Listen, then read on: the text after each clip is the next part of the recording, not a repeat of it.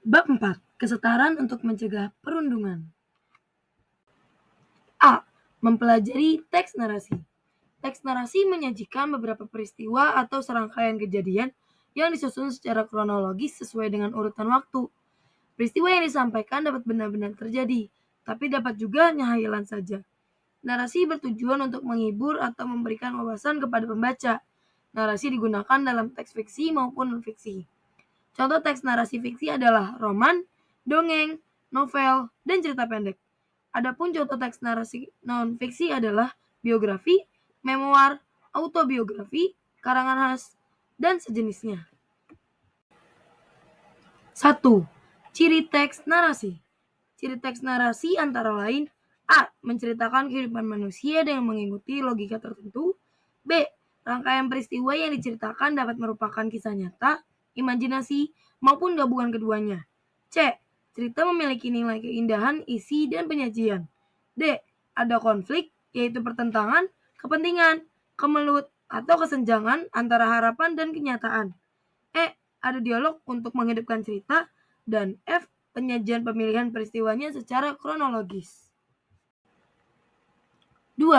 Jenis teks narasi.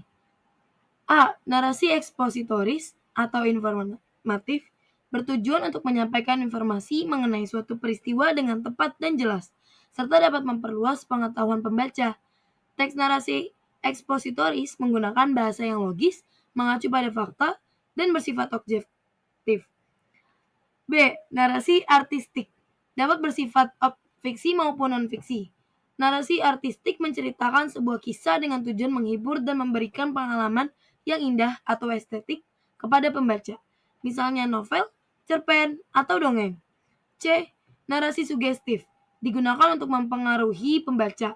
Narasi sugestif memiliki pandangan yang ingin dibagikan kepada orang lain, dengan harapan pandangan tersebut dapat diadopsi pembaca.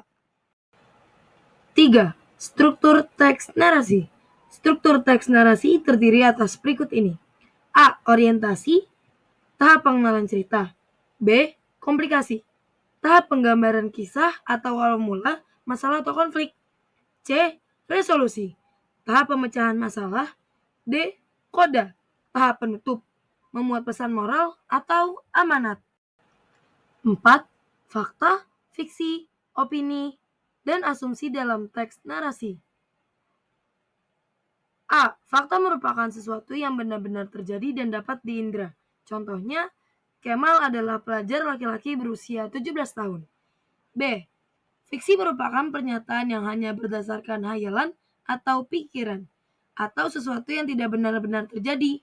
Contohnya, seandainya berani menentang perundungan saat SMP, saya tentu akan lebih percaya diri dan lancar berkomunikasi saat ini. C. Opini adalah pendapat seseorang terhadap suatu permasalahan. Opini merupakan penilaian yang disampaikan secara subjektif. Contohnya, mungkin keadaan akan berbeda apabila saya tidak terlalu pendiam. D. Asumsi adalah dugaan yang diterima sebagai dasar untuk bertindak. Contohnya, dari situ saya pikir, seburuk itukah saya sebagai seorang anak? 5. Istilah fenomena sosial.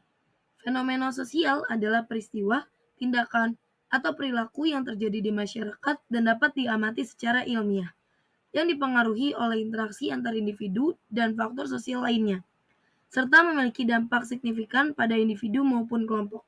Fenomena ini dapat berupa aspek kehidupan seperti perubahan sosial, budaya, ekonomi, atau politik yang membentuk perilaku kolektif dan norma dalam masyarakat.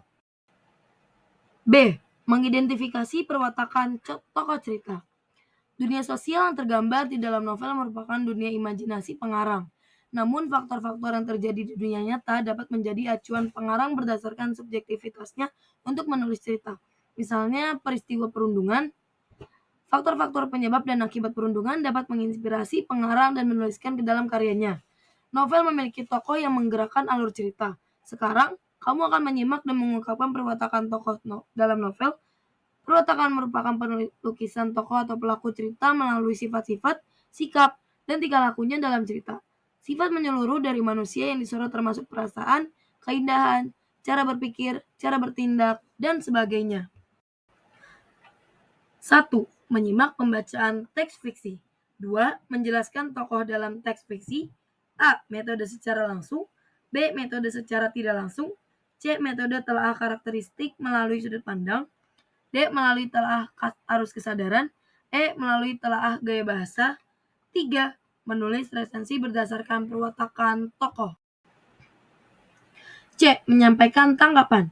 Tanggapan disampaikan secara objektif, cermat, santun, dan tidak menjatuhkan pihak lain. Digunakan pula kalimat efektif dan alasan atau argumen yang logis untuk memperkuat gagasan. Tanggapan juga didukung dengan fakta yang dapat dipertanggungjawabkan kebenarannya. Tanggapan dapat disampaikan secara lisan dan tertulis. 1. Tanggapan secara lisan. Tanggapan secara lisan dilakukan dengan menggunakan sopan dan disampaikan secara santun. 2. Tanggapan secara tertulis. Kamu dapat menyampaikan tanggapan secara tertulis. D. Menyimpulkan bacaan dengan bentuk visual. Berbagai cara untuk mengingat teks atau bacaan yang pernah dibaca. Selain berupa ringkasan, kamu dapat pula membuat alat bantu visual untuk menyimpulkan isi novel. Contoh alat bantu visual adalah peta pikiran dan infografis. 1. Simpulan berupa peta pemikiran. Peta pemikiran merupakan metode mencatat kreatif yang memudahkan seseorang mengingat banyak informasi. Kamu dapat menyimpulkan struktur novel dalam bentuk peta pemikiran. Tuliskan unsur-unsur intrinsik dan ekstrinsik novel. Unsur intrinsik meliputi penokohan, alur, setting atau latar, tema, amanat, dan sudut pandang. 2. Simpulan berupa infografis. Kamu dapat pula menyimpulkan isi bacaan ke dalam bentuk infografis. Infografis merupakan media informasi yang dapat berbentuk teks dengan perpaduan gambar, grafik, ilustrasi, dan topografi. Terima kasih.